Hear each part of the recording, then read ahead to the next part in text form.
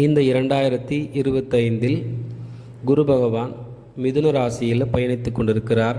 மிதுன ராசியில் புனர்பூசம் நட்சத்திரத்தில் அவர் பயணிக்க ஆரம்பித்து கொஞ்சம் நாட்களில் அவருடைய சொந்த நட்சத்திரம் அதிலிருந்து அதிசார பலனை ஒரு குறிப்பிட்ட நாட்கள் அளிப்பார்.